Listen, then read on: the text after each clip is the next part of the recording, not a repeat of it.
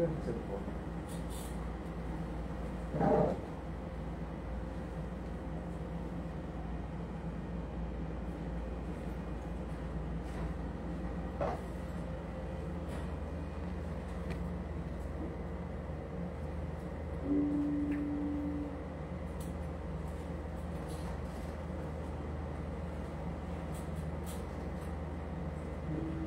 Isang mapagpalang umaga sa bawat isa na makikinig ng salita ng Panginoon. At sa umaga pong ito, tayo po ay mag-aaral ng salita ng Panginoon sa pangunguna po na nagmumula po sa Door of Faith Church, Kaohsiung, na ang Panginoon lamang po ang dapat natin na itaas at parangalan. At sa mga oras na ito, samahan nyo nga po ako sa aklat ng Salmo chapter 7 verse 17. Pinasasalamatan ko kayo, Panginoon, dahil matuwid kayo. Aawitan ko kayo ng mga papuri kataas-taasang Diyos.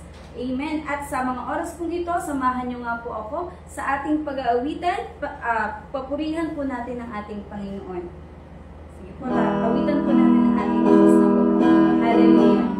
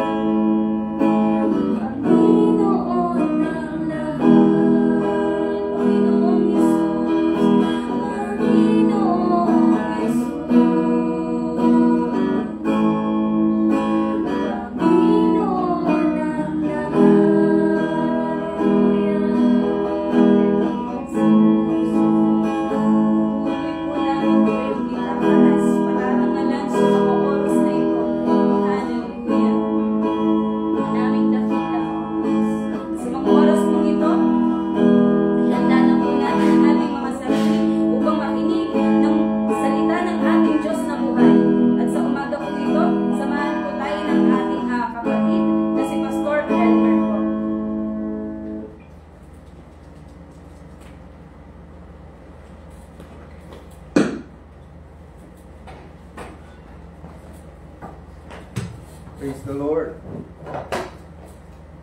So mapagpalang umaga po sa ating pong lahat.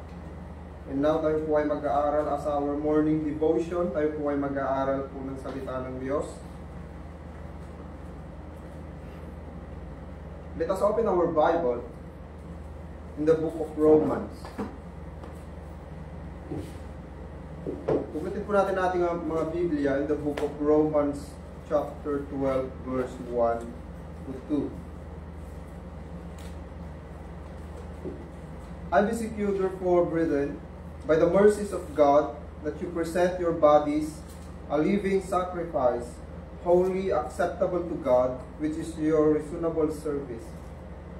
And do not conform to this world, but be transformed by the renewing of your mind, that you may be proved what is that good and acceptable and perfect will of God. Let us pray.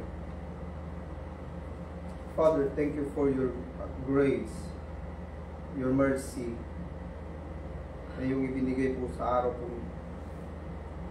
Maraming salamat po, Ama, na sa buhay, na iyong nga pong ipinagkaloob. Kaulawang po mga Korean sa aming mga buhay, O Diyos. And Father, sa aming pong pag-aaral ng iyong mga salita, at langin po namin na ito ay bumago sa aming mga buhay. Na ito ay maging samyo, O Diyos. Father, we thank you, Lord, for your love and goodness sa amin po, O Diyos. Maraming pong salamat. And this is for your glory, our Lord. In Jesus' name. Amen. Masahin po natin in ating pag-aaralan. The title po is Offer Your Life as a Living Sacrifice. In Romans 12 verse 1 to 11, ay binanggit dyan ni Paul the massive mercies of God. Paano ba natin may offer ang ating mga buhay bilang buhay na handog sa Diyos? Amen? In John 4 verse 23, true worshipers will worship the Father in the Spirit and truth, for they are the kind of worshipers the Father seeks. Ang hinahanap po ng Diyos ay yung totoo na tunay na worshipers. So paano ba natin may offer ang ating buhay as a true worship? Amen? Sometimes, ang iniisip lamang po kasi ng iba na pag pumupunta in a church ay kung ano yung makukuha nila sa Diyos. But that is not the essence, o hindi po yan yung pag tinatawag po tayo mga Christians, ano ba yung may bibigay natin sa Diyos? Kasi in the past 11 chapters in Book of Romans ay dinemonstrate ni Paul the massive mercies of God. And now in Romans 12 verse 1, sa lahat, sabi ni Paul, sa lahat ng ginawa sa iyo ng Diyos, sa lahat ng ibinigay sa iyo ng Diyos, and now come to God. We offer mo ang iyong buhay sa Diyos bilang buhay na handog. It's not about, kung pumunta tayo na church, it's not about kung ano ang makukuha natin sa Diyos, but kung ano ba yung may bibigay natin sa Diyos. What is our reasonable worship o service? Yun ang ating buhay. Yun ang ating buhay bilang buhay na handog. Amen? And in 1 Peter 2 verse 9, tayo ay tinawag na a royal priesthood. And like a priest, ang mga pare in the Old Testament ay nagdadala sila ng mga handog. Right? Nagdadala sila ng mga dead animals. But nung namatay ang Panginoong Jesucristo, ay nawala na ito. And now, in the New Testament, ano yung binanggit doon na i-offer as a living sacrifice? Yun ang ating mga buhay. The dead animals are gone. Kaya ngayon, ang ating ang i-offer na natin ngayon is our heart. And in Amos 5 verse 23, away with the noise of your songs, I will not listen to the music of your harps. Why? In Amos 5 verse 12, for I know how many are your offenses and how great your sins. In 21, I despise your religious festival. Diretso po tayo ng 22. Even though you bring me burnt offering, I will not accept them. So, sinasabi ng Diyos na kapag hindi tama ang ating mga puso, kahit napakaganda man ng ating mga awitin sa Diyos, kahit napakaganda man ng mga boses natin sa Diyos and every Sunday, or napakaganda ng mga music, but the heart ay hindi naman gusto sa Diyos, hindi natin pwedeng i-offer ang ating mga buhay bilang buhay na handog sa Diyos. Amen? And kaya ang sabi ni David in Psalm 51 verse 17, "My sacrifice, O God, is a broken spirit, a broken and contrite heart." In Psalm 51 verse 10, kaya ang sabi ni David, "Create in me a pure heart, O God." Upang maging buhay na handog at pwedeng i-offer natin ang ating mga buhay, kailangan na-renew ang ating mga puso. Right? Yung ibig sabihin na hihiwalay tayo in a sin sa ating mga kasalanan. Amen? In James 4 verse 8, Come near to God and He will come near to you. Wash your hands, you sinners, and purify your hearts. It is speak about our hearts. Bilang buhay na handog, kailangan ang mga puso natin ay malinis sa Diyos. Amen? In 1 John 1:9, "If we confess our sins, He is faithful and just to forgive us our sins and purify us from all unrighteousness." In Psalm 51 verse 1 hanggang 2, "Have mercy on me, O God.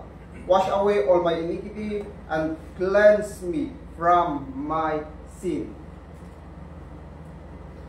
Bilang buhay na handog, dapat tayo ay pure, cleanse ang ating mga puso na humaharap sa Diyos. And then, Jesus Christ died on the cross.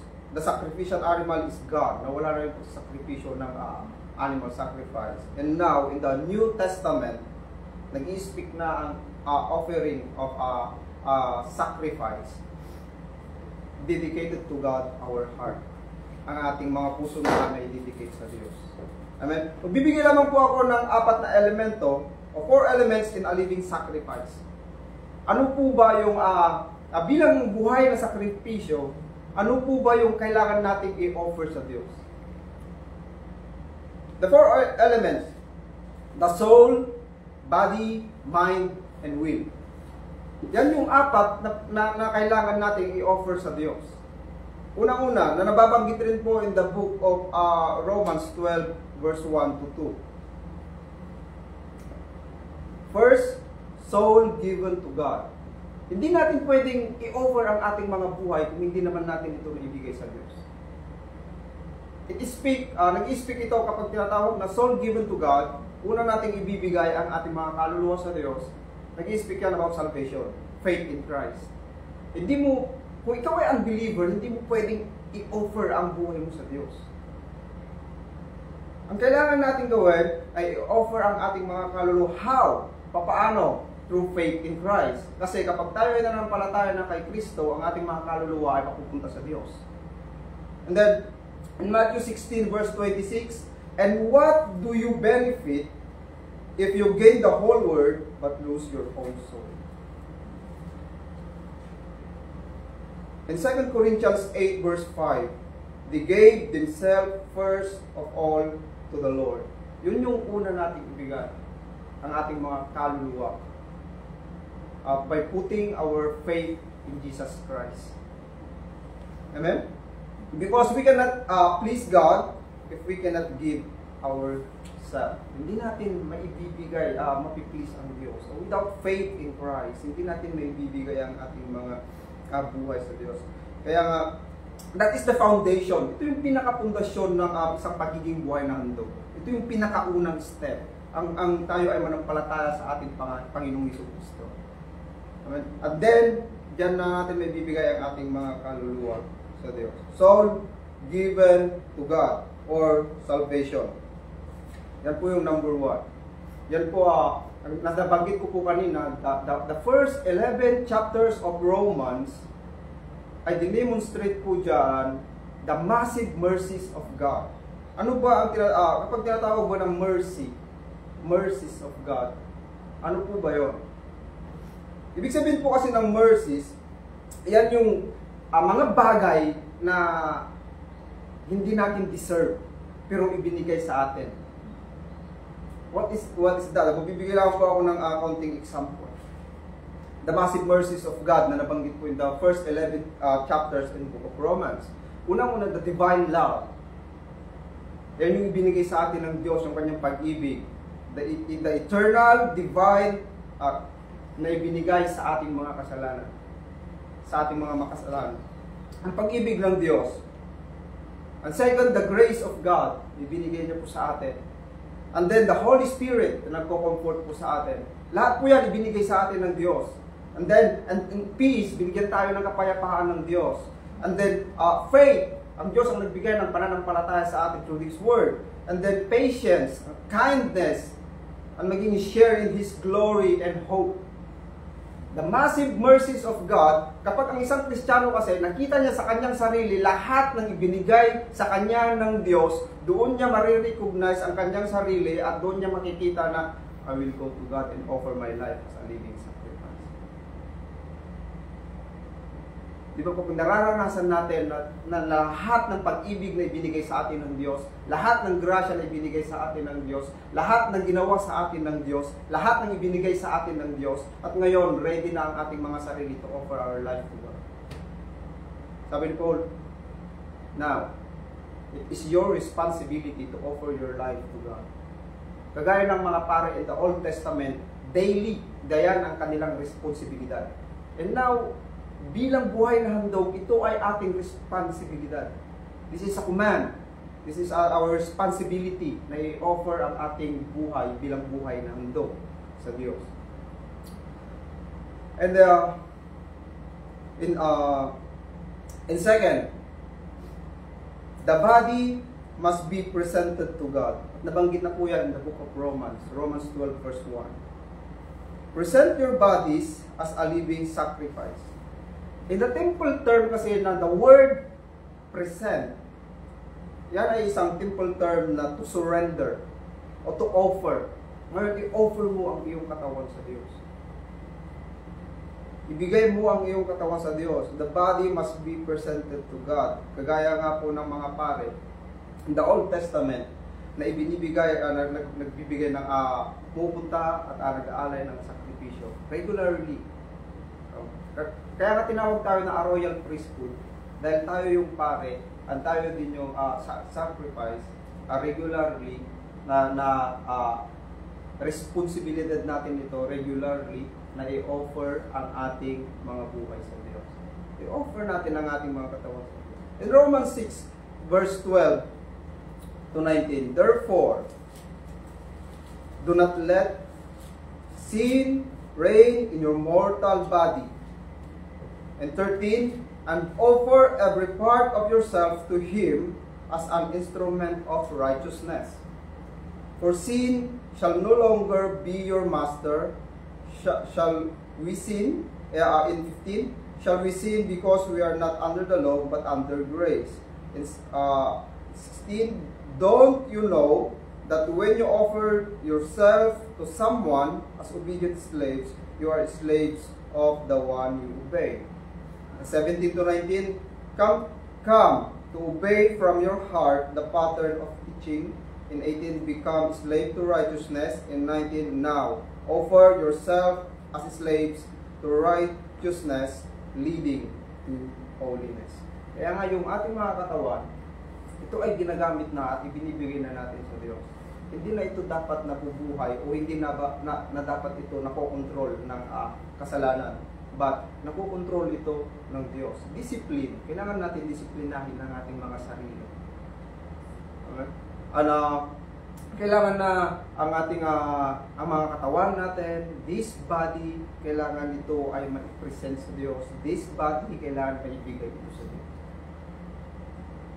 And then, in 1 Thessalonians 4, verse 3 hanggang 4, it is God's will that you should be sanctified, that each of you should learn to control your own body in a way that is holy and honorable. Kailangan alam natin control ang ating mga sarili. Kailangan natin itong disiplinahin. Amen? Sa pattern ng mundong ito. Kasi hindi na dapat tayo talk like the world, act like the world, sing like the world. Yeah? Hindi tayo dapat nakikiayon sa mundong ito. Kaya tayo ay dapat maging asin that preserve the people of God. Na hindi tayo dapat nakikiayon sa pattern ng mundo. At and sometimes ganun ang nangyayari na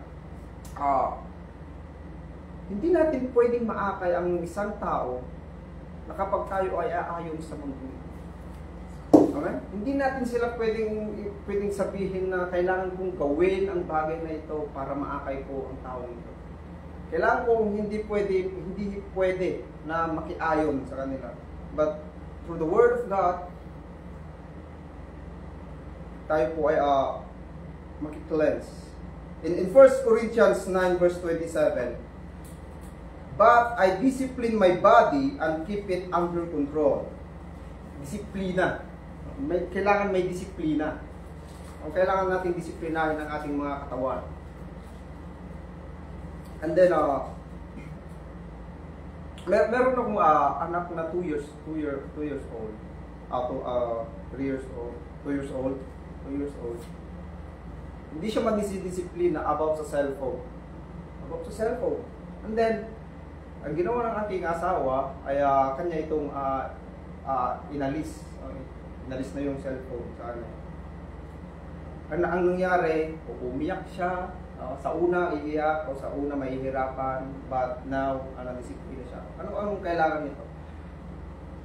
Yung cellphone ay inalis talaga, hindi ipinakita, inalayo sa kanya, and then nadisiplina yung bata. So ganun po dapat tayo. No? Kapag alam mo na nandyan na yung isang bagay na makapaglalayo sa iyo sa Diyos, kailangan mo itong takbuhan. Kailangan mo itong alisin. Kailangan mo itong alisin sa iyong paningin. And in 1 Thessalonians 5 verse 22, that reject every kind of evil. Kailangan natin i-reject. And then, number 3. In number 3, mind must be given to God. Ang ating pag-iisip. So ano yung una kanina? First, soul must be given to God. And second, our body must be presented to God. And then thirdly, mind must be given to God. Ang ating pag-iisip. Ito yung hindi makita ng tao sa atin, ang ating mga pag-iisip. And now, why Paul na sinabi na in Romans 12 verse 2, but be transformed by the renewing of your mind. Kailangan mong i-renew or i-reprogram ang iyong pag-iisip. Kasi ang isip natin yung nagdidikta sa ating mga katawan. Hindi mo mahihirapan ang isang Kristiyano na i-offer ang kanyang hapong katawan kung hindi naman niya marireprogram ang kanyang pag-iisip. Tama? Kasi ang pag-iisip natin ang kumukontrol sa ating katawan. That is the center. No? Ang kailangan natin gawin is i-program. We need to reprogram ang ating pag-iisip. In 1 John 5 verse 19, the whole world is under the control of the evil one. So, ibig sabihin, ang kumukontrol sa mundong ito ay ang kaaway. At kapag hindi natin riniprogram ang ating mga pag-iisip, maaari na tayo ay mahatak ng kaaway sa mundong ito. And reprogram our mind away from the corruption of this world. Ang ating mga pag-iisip ay kailangan maging naaayon uli ito sa ating Diyos. At hindi natin pwedeng i-offer ang ating buhay sa Diyos kung ang ating namang kaisipan ay hiwalay sa Diyos.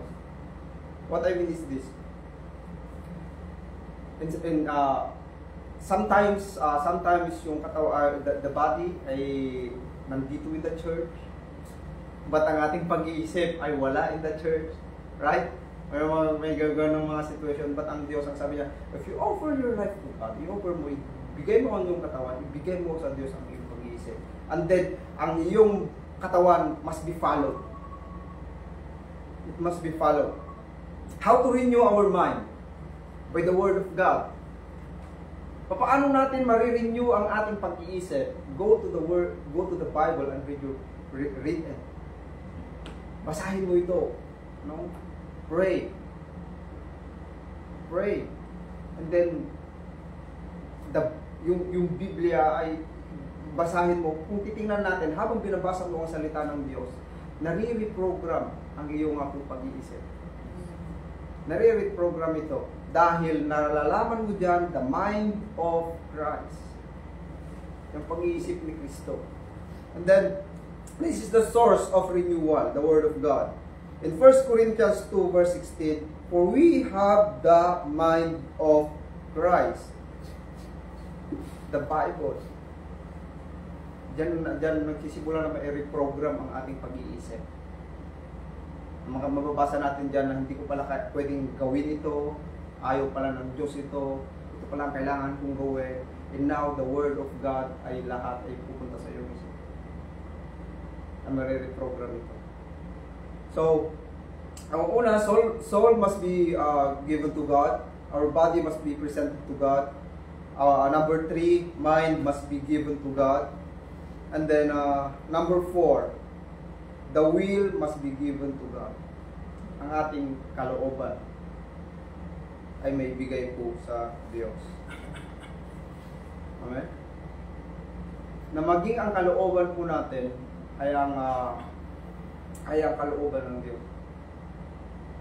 Kung ano ang kalooban ng Diyos, yun po ang maging kalooban natin.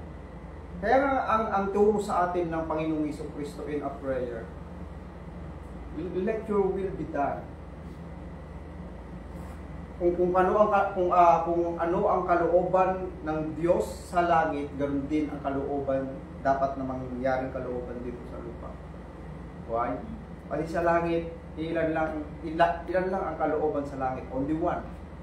Dahil ang kalooban, the will of the Father lamang ang ginagawa nila in heaven. But in earth, it is 8 billion people na will. At bilang mga Kristiyano, kailangan naiiba tayo sa kalooban ng mundo. Kaya sabi ni Paul in Romans 7 verse 15 to 21, I do not understand what I do.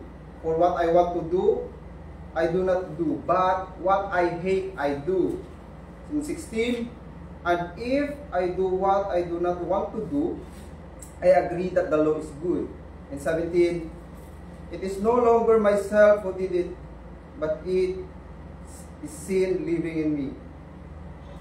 Good itself does not dwell in me, that is in my sinful nature, for I have desired what is good, but I cannot carry it out.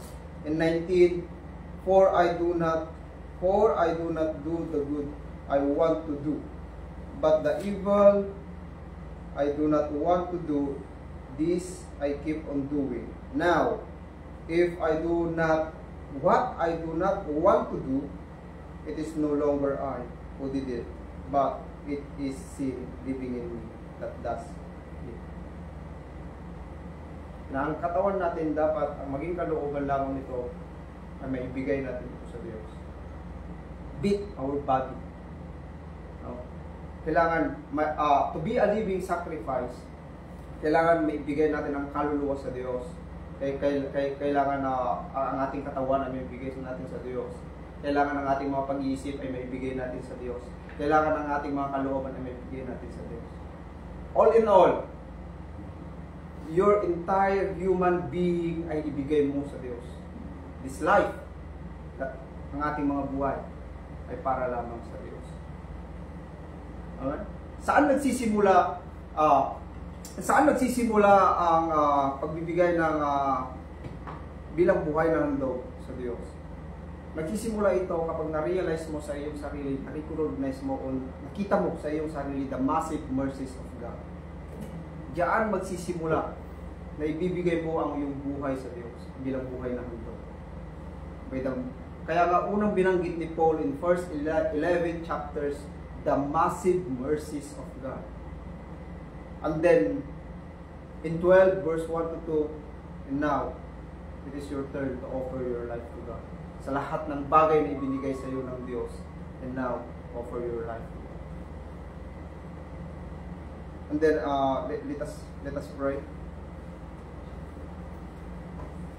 Father, we glorify you, we honor you, we give you praises and thanksgiving. And dalangin po namin, Ama, na ang amin pong napag-aralan na tumatak po sa aming mga puso at ito ay hindi po maalis, O Diyos. At turuan mo kami, Ama, bilang may present ang aming mga buhay as a living sacrifice to you. And Father, we thank you for your grace and your mercies, the massive mercy na iyong ibinigay mo sa amin. And now, Father, our life is ready. Naibigay namin po ito sa iyo. Our soul, our mind, our body, our will, ay maibigay namin po sa iyo. Father, we thank you for your words na aming napakinggan that motivate us, na ito'y nagbigay sa amin, O Diyos, ng kalakasan. Ama, maraming salamat for your love sa lahat ng bagay na iyong binigay. I pray, Father, for the Door of Faith Church, in entire world, Panginoon, na ito ay patuloy mong gamitin for your glory alone. Na patuloy mong gamitin ito, O Diyos, para magawa, O Diyos, the Great Commission to preach your word, gospel of Christ, upang marami po ang maligtas para magitan ng pananampalataya sa aming Panginoon Kristo. Father, use this church, Lord, and Father, sa bawat tao na dito, O Diyos, sa iyong mga anak. I pray, Panginoon, na kami ay gamitin mo bilang ilaw at asin in this world. And Father, we pray, Lord, na in every day na sa aming mga buhay, kaya may offer namin ang aming mga buhay bilang buhay na ito. May present namin ito, O Diyos. We thank you, Father, for the salvation through Christ Jesus. And now, Father, we give our mind, our body, our will sa iyo po, O Diyos, sa mga buhay po ito. And we thank you, Lord, and we thank you as we continue, Father, to honor you and worship you. I pray sa lahat po, Diyos, na Masaredo family na nandidid in this church, the Door of Faith Church. We pray, Father, na i-bless mo po sila, i-provide mo lahat ng kanilang mga pangangailangan, i-sustain mo ito, Diyos, at upang ang gawain dito sa lupa na misyon na ibinigay mo sa kanila ay kanilang akong magawa. Father, we thank you. Give the food, Panginoon, na kanilang maging pangailangan, the clothing, the shelter. Panginoon, maraming salamat. And sa pag-aaral na ito, O Diyos, sa mga gawain ito, this is for your glory alone. In Christ's name. Amen.